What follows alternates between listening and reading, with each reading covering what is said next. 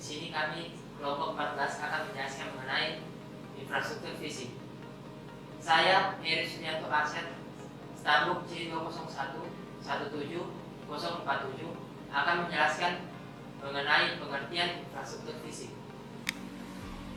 Secara umum, pengertian dari infrastruktur fisik adalah semua struktur dan fasilitas dasar, baik fisik maupun sosial, atau misalnya bangunan, jalan raya, dan pasokan listrik yang diperlukan untuk operasional kegiatan masyarakat. Pendapat lain yang mengatakan bahwa arti infrastruktur fisik adalah semua jenis fasilitas yang dibutuhkan oleh masyarakat umum untuk mendukung berbagai kegiatan masyarakat dalam kehidupan sehari-hari. Dengan kata lain, infrastruktur fisik adalah semua fasilitas baik yang fisik maupun non-fisik yang dibangun oleh pemerintah atau perorangan untuk memenuhi kebutuhan dasar masyarakat dalam lingkup sosial dan ekonomi. Selanjutnya adalah pengertian infrastruktur fisik menurut para ahli. Yang pertama adalah N. Georgi Markiw. Menurut N. Georgi Markiw, tahun 2003 dalam ilmu ekonomi, arti infrastruktur fisik adalah wujud modal publik atau publik kapital yang terdiri dari jalan umum, jembatan, sistem saluran pembuangan, dan lainnya sebagai investasi yang dilakukan oleh pemerintah. Yang kedua adalah Neil S. Krieg. Di sini menurut Neil S. Krieg tahun 1998, pengertian infrastruktur adalah semua sistem fisik yang menyediakan sarana drainase, pengairan, transportasi, bangunan, dan gedung ataupun fasilitas publik lainnya yang dibutuhkan untuk memenuhi berbagai macam kebutuhan dasar manusia, baik itu kebutuhan sosial maupun kebutuhan ekonomi. Yang ketiga menurut Robert J. Godati. Di sini menurut Robert J. Godati tahun 2005, pengertian infrastruktur adalah suatu sistem yang menunjang sistem sosial dan ekonomi yang secara sekaligus menjadi penghubung antara sistem lingkungan, di mana sistem ini bisa digunakan sebagai dasar untuk mengambil kebijakan. Ya, perkenalkan, nama saya Fendi Saleh, Stambuk C201-17327. Di sini saya akan menjelaskan atau melanjutkan kembali materi yang dibawakan oleh teman saya. Nah, di sini apa sih itu infrastruktur keras? Infrastruktur keras adalah sebuah infrastruktur yang berhubungan dengan pelabuhan fasilitas umum yang berwujud fisik. Dalam infrastruktur keras fisik itu terbagi ada beberapa bagian.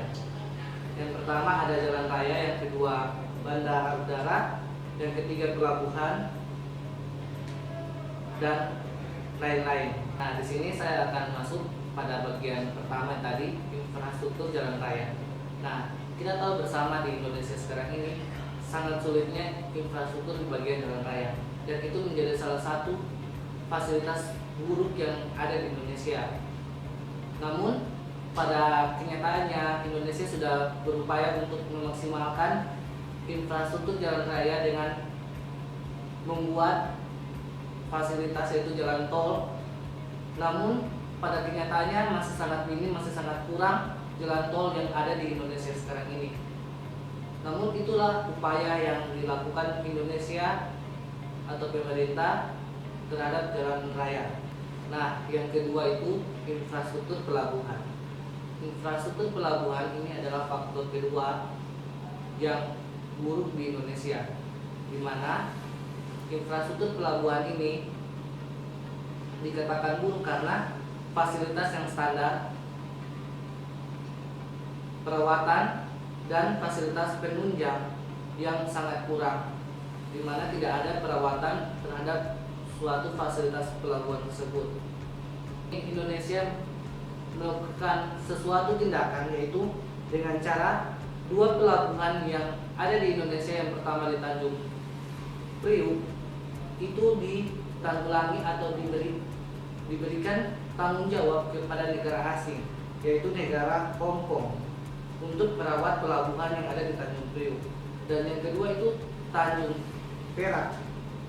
Di mana Tanjung Perak ini, pelabuhan yang ada di sana itu ditangani oleh negara asing, yaitu di negara Australia. Mereka yang mengelola, yang merawat fasilitas pelabuhan yang ada di Tanjung Perak tersebut. Oke, next. Yang ketiga atau yang terakhir itu infrastruktur pertanian. Infrastruktur pertanian yang ada di Indonesia hampir tidak mengalami pembangunan. Bahkan yang terjadi adalah penurunan kualitas, seperti alih fungsi saluran irigasi yang menyebabkan lahan pertanian kekurangan air dan berakibat pada hasil panen yang kurang baik. Bahkan ada juga lahan yang diganti dengan tanaman palawija dan perkebunan. Serta lebih buruk lagi, ada pula lahan yang diterlantarkan. Itulah infrastruktur pertanian yang dimana sangat kurang atas perhatian pemerintah, dan bahkan ada bantuan dari pemerintah. Namun di sini upaya pemerintah dalam infrastruktur pertanian tidak gagal, karena ada sebagian infrastruktur yang diberikan pemerintah di bagian pertanian itu berhasil, seperti hasil pangan itu beras, itu yang memberikan suatu peningkatan yang baik, yang cukup baik bagi para petani, dan tidak menutup kemungkinan pemerintah juga akan berupaya untuk di bagian infrastruktur pertanian lainnya. Perkenalkan, nama saya Hartono Hanoris, stambuk C201040. Saat ini saya akan menjelaskan mengenai infrastruktur keras non fisik. Yang mana di sini teman-teman ketahui, infrastruktur keras non fisik ini yang memiliki wujud tidak nyata atau jelasnya tidak memiliki wujud yang fisik yang betul ada. Nah, kenapa saya bisa bilang demikian? Karena infrastruktur non fisik ini adalah erat dengan kaitannya membantu infrastruktur keras lainnya. Contohnya teman-teman bisa lihat di lingkungan umum atau kita publik, di mana teman-teman bisa lihat ada yang teman-teman bisa pakai, maksudnya itu listrik, jaringan pipa air, saluran air, maupun juga kita bisa lihat jaringan telepon, komunikasi. Nah, itu pun yang kita bisa bilang itu adalah infrastruktur keras non fisik. Nah, bisa lihat teman-teman lihat bagiannya yang ada pun juga ketersediaan saluran gas ialah dan pasokan energi. Nah, itu pun yang akan masuk di dalam penjelasan infrastruktur keras non fisik ini. Jadi teman-teman, kita masuk di infrastruktur air bersih dan salinitas. Nah, jadi di sini teman-teman kita harus perlu ketahui di lingkungan dunia sekarang, setiap air yang kita minum pasti akan menghasilkan suatu air yang dijadikan namanya limbah atau tidak salinitas. Nah, teman-teman, jika kita akumulasi dari keseluruhan, misalnya kita ambil contoh, setiap orang menghasilkan meminum 100 liter air atau tidak mungkin menggunakan 100 liter air, itu pun dipakai minum, dipakai mandi, dipakai dan hal-hal sebagian lainnya, pasti akan menghasilkan limbah sebesar 85%. Nah, dan selanjutnya kita akan masuk di situasi kelistrikan. Jadi tadi kita sudah membahas mengenai air dan salinitas. Nah, kita masuk di situasi kelistrikan. Jadi di sini teman-teman kita bisa lihat sektor kelistrikan memegang peranan penting dalam pembangunan suatu negara. Di sini kita sudah bisa lihat di setiap kota seluruh Indonesia pasti ada namanya listrik. Bahkan kita mau lihat Indonesia sekarang menjangkau wilayah-wilayah terkecil maupun di Papua untuk mendapatkan listrik. Jadi di sini mau kita bacakan peran tidak hanya sebatas sebagai sarana produksi untuk memfasilitasi pembangunan sektor ekonomi lainnya. Jadi kalau kita bisa baca teman-teman, situasi kelistrikan sekarang itu sangat dibutuhkan.